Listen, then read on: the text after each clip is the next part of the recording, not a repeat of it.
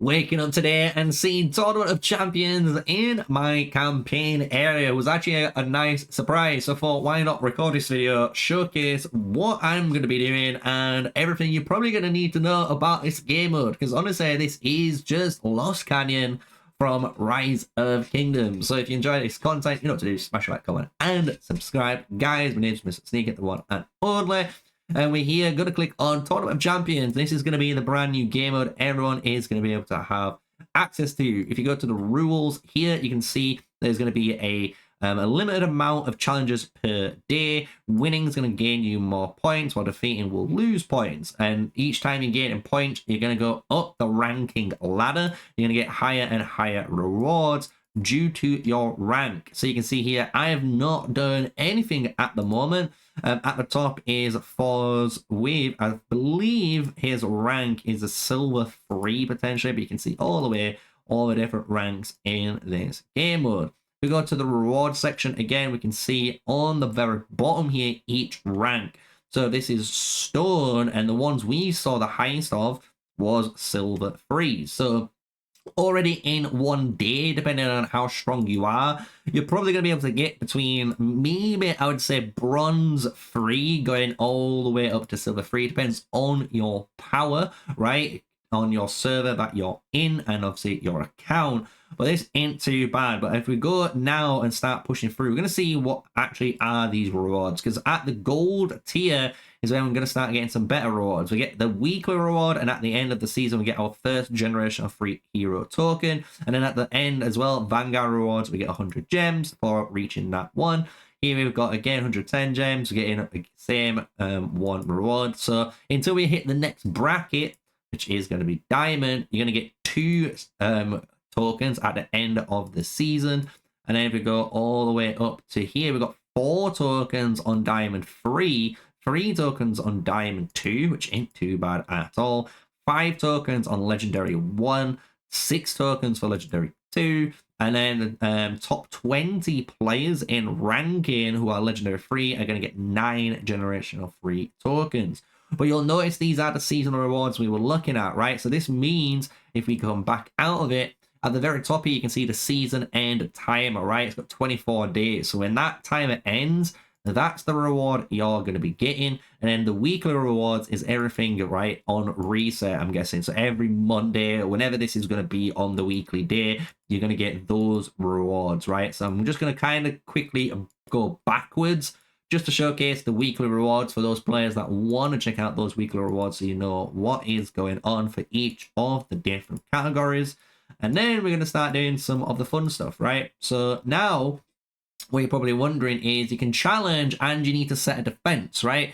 So your defense, when you click into it, is going to be, as you can see, a 4x3 marker. And if we go into here, it's going to try and do some craziness here. So let's just kind of break some of these apart.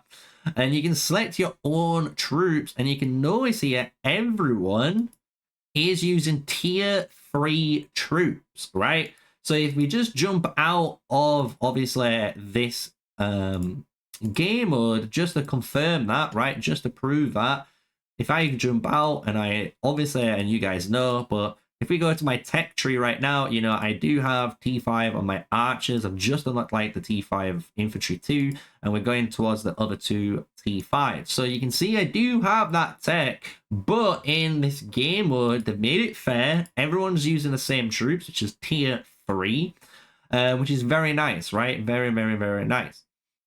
If we come now back into here, start to summon some marchers, what you're going to notice is the way you kind of want to set up your formation. So obviously, I'm not going to say which is going to be meta and which isn't going to be meta right now. But what I am definitely going to be doing is equipping stuff like my Goresh Schoolgirl, right? That is what we want. Equip and deploy this bad boy in, hit deploy. And we can now, as you can see, place this guy in and choose where we want them in the location. And it's really important to think like this, because you got to remember, in Call of Dragons, compared to the other games, there is ranged combat as well as melee combat. And the one thing in this game mode is, again, what you're able to do depending on the units you're using. Maybe a cavalry player if you position maybe the cavalry on this very top marker here, for example, it could charge straight across the screen and maybe flank behind the enemy because the front line's already being targeted by something else, right? Just to give you guys that heads up. So what we're going to do is make a bunch of marches here for our run on our defense, right? The thing is, defense and attack will have different formations. I'll be honest with you, you'll notice it's better to run certain hero matchups and formations when it comes to defending compared to when it comes to attacking. And that's going to be a whole video. I'm going to make a whole video on that for you guys, and we'll obviously figure out the whole meta. But at the moment, we're going to be running this, I believe. Oh, do you know what? We'll run our Indis to get a bigger payoff for doing so. So we've got 2 infantry in here. I am an archer main, so I am going to run my Syndron Freygar as one march. I'm going to be running as well, because I'm an archer main. I'm going to be running Magra with my Zadar here. I was thinking of something else maybe to run with it, but I haven't got really anything great at the moment. My Zadar isn't the best. That's kind of why I wanted to switch it. But we are going to put on the best stuff, right? So we can deploy that. So we've got all of these set up. And now we'll finish off with, obviously, our Lilia. And I'm going to run Lilia Valen for maximum AoE. So this is kind of what I'm going to run on my setup. And if we deploy this now, it's going to put all of those troops on the field. And it's up to you to set up your defense correctly, guys. So for me, I'd have my, main mage at the far back. You might even want to put him in the corner. It depends on what you're against.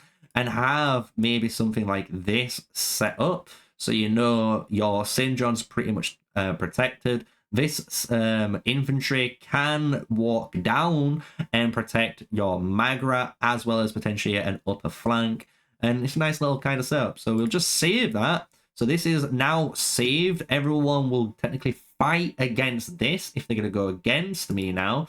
And if I jump out of here, we can go into challenge mode, hit the challenge button. We can see all the mysterious lords. So if we go and challenge one of them, this is going to be probably the same for everyone at the start. This is just because, obviously, you're not ranked, basically. So what we can learn from doing this is a lot of info. So what I'm going to do is set up, again, something similar. I'm going to do a Goresh Skogul march on here. I'm going to do a cavalry march as well, which is going to probably surprise a lot of you, but I think this is going to be a really good shout when it comes into things, just having this matchup. I might actually swap these guys around, have Kingslayer on 2, swap this over to my Golden Rock, make sure everything is correct when you deploy it. So we got boom, boom. Now we will set up again the same. So we've got Syndron Freygar, make sure we've got the best pet on what I'm using, boom, deploy. We'll put this time. Oh, do you know what?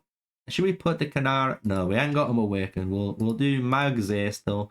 Magzay is a great one. Oh, do you know what? Actually, I'm gonna put Mag Indis, because I actually think this is gonna be really important when it comes into this game mode. And then finish off, we will put Lilia and Valen. Boom. 300. So we've got our marches on, and you can see how the battle is technically going to work already before we go in, which is really interesting.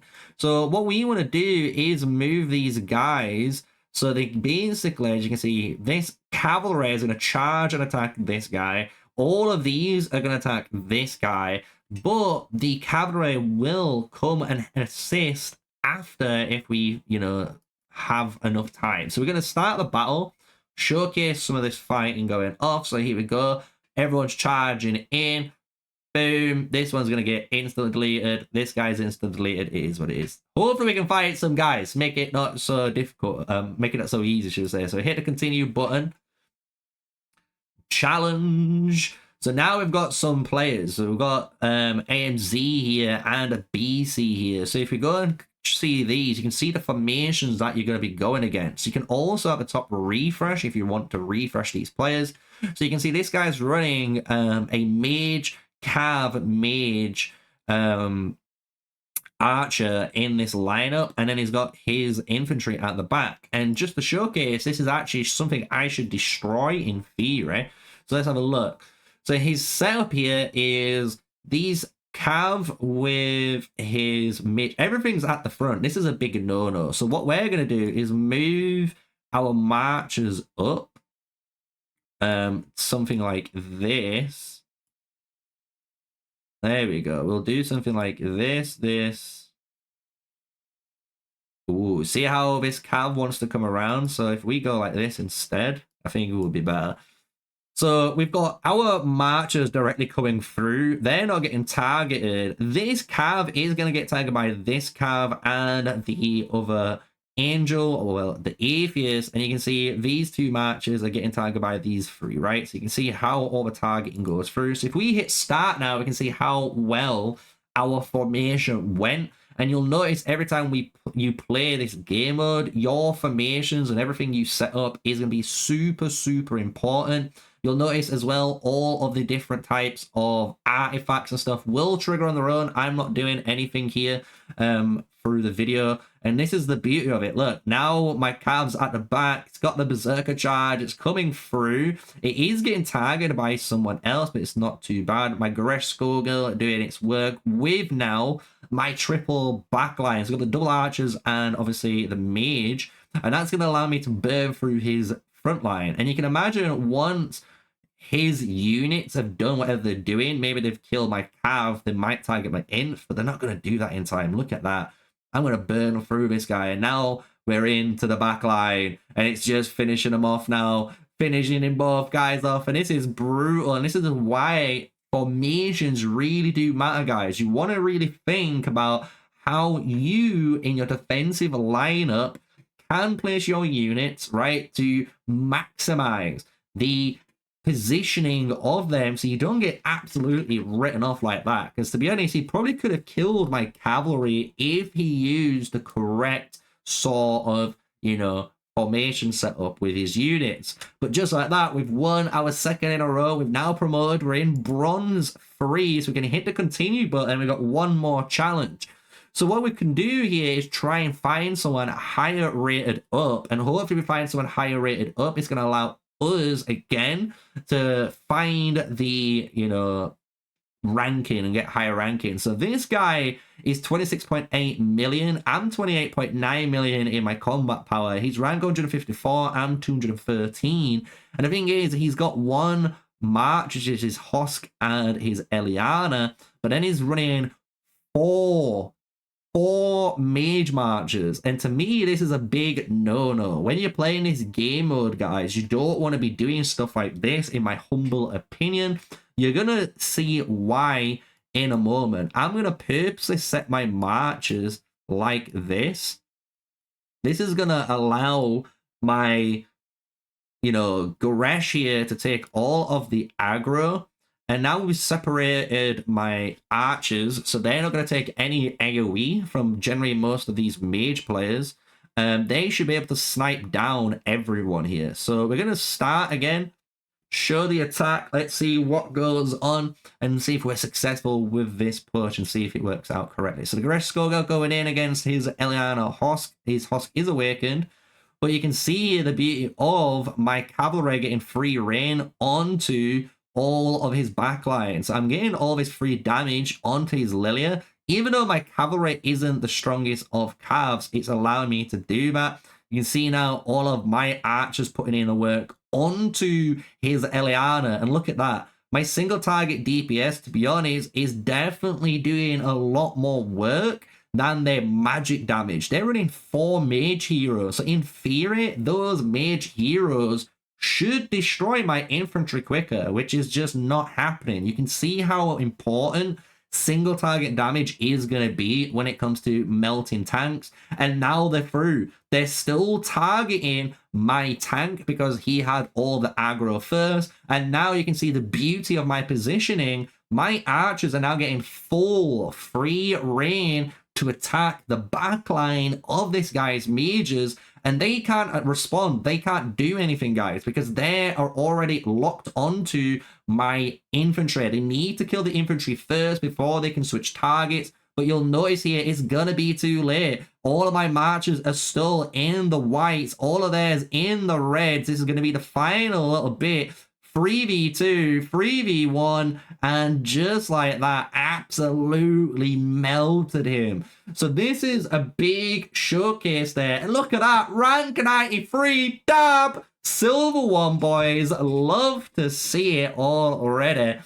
But that is a big showcase of what not to do in Tournament of Champions, guys. I hope you've learned quite a lot in this video, to be honest, of my first showcase of it. We're going to do some more video guides on it, don't you worry. Formation setups, hero pairings, because this game mode is going to require you to have multiple different matches out. You cannot have all mages, you cannot have all archers, and generally I would say you can't have all cavalry, but I would like to be proven wrong there by Pervy when he runs his formation setup.